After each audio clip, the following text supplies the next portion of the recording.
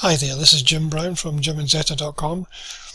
I made a post on my blog a few days ago about Amazon's used ebook market plans, and I had a few people who emailed me asking me what my opinions were on this. So I thought I would do this little podcast stroke slideshow and give my views and opinions as an industry insider. Now I will have to give a disclaimer here. I'm not a copyright lawyer. I'm not any way an authority on this issue. These are just my views and my thought processes about this and how it might affect authors and publishers. So yes, for the last several years now, there's been quite rumours going about that Amazon had plans to implement a used ebook market.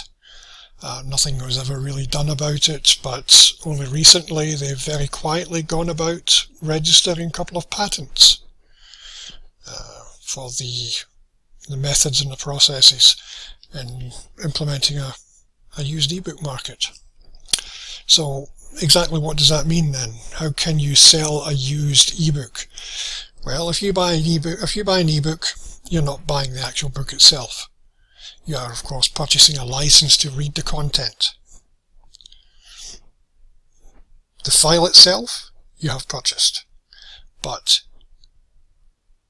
the actual content always belongs to the copyright holder or the rights holder.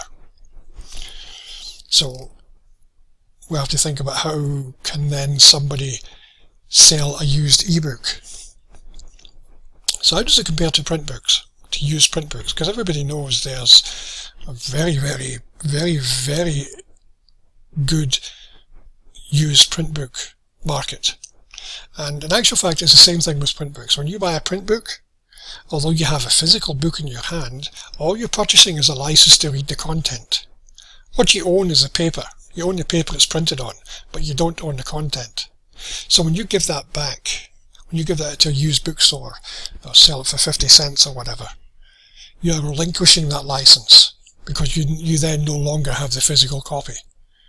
And that's where it's different with ebooks, because with ebooks, you may have a copy of the digital copy of the ebook.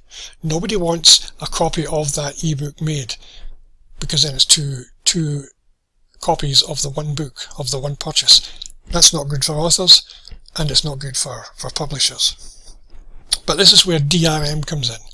DRM stands for Digital Rights Management.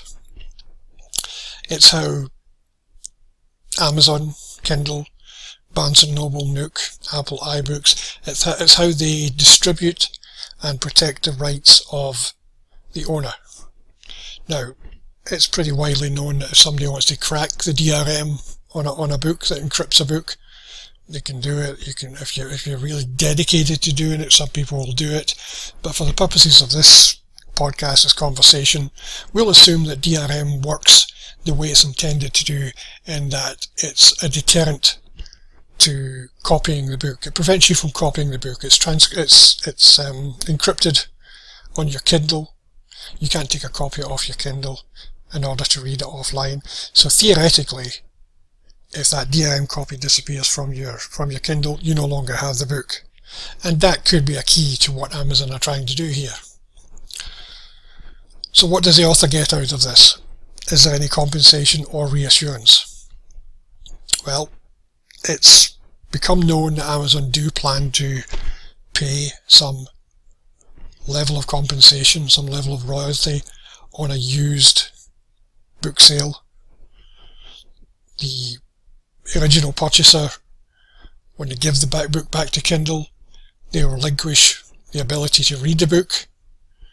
If that's the case, will they then get something from Amazon for giving the book back, or do they just give the book back?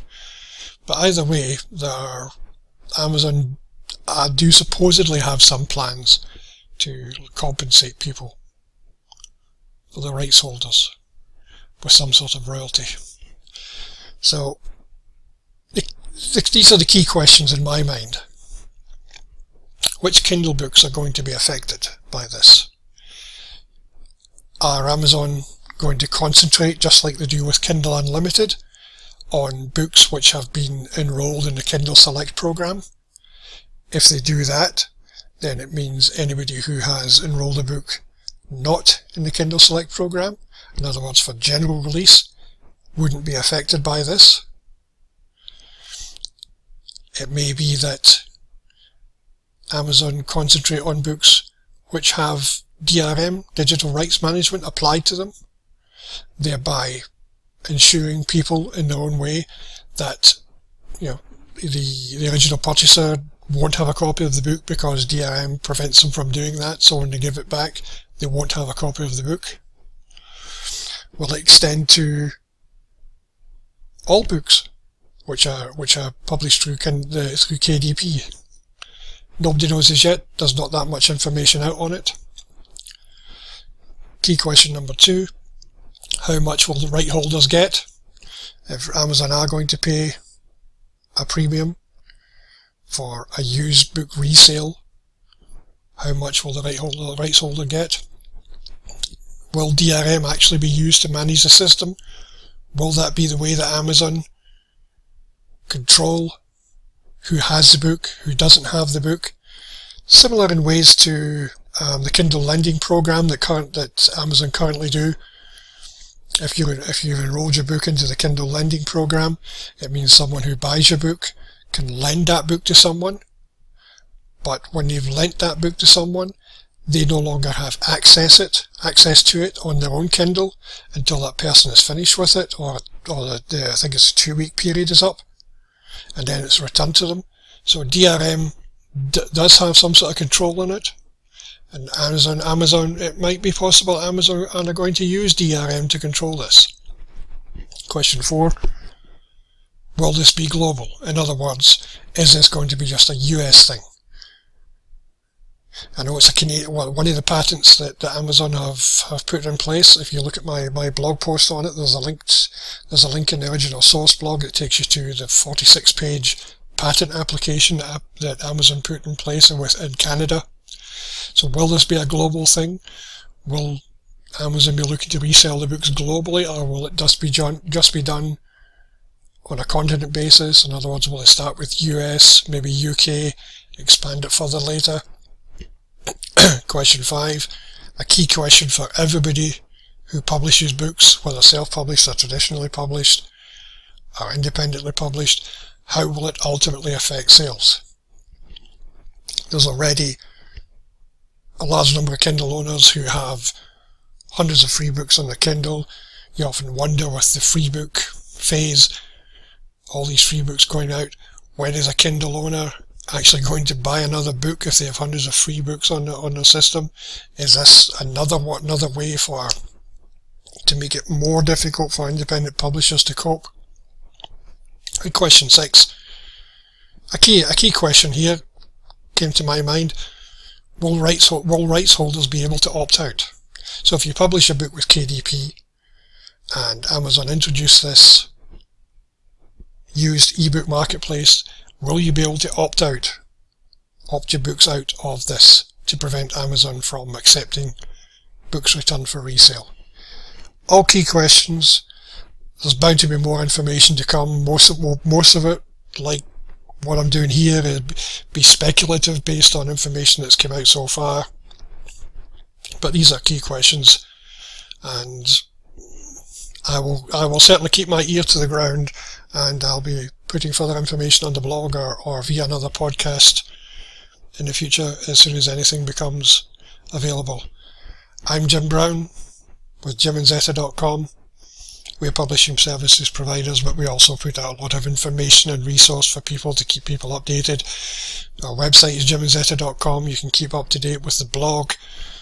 There's usually daily posts on there with industry news, resources, information, all relevant stuff to the publishing industry as it changes and evolves in the future. The blog is blog.JimandZeta.com. This video and other ones will be available on the YouTube channel, youtube.com/c/Jim and Zeta Services. You can follow us on Twitter at Jim and Zeta.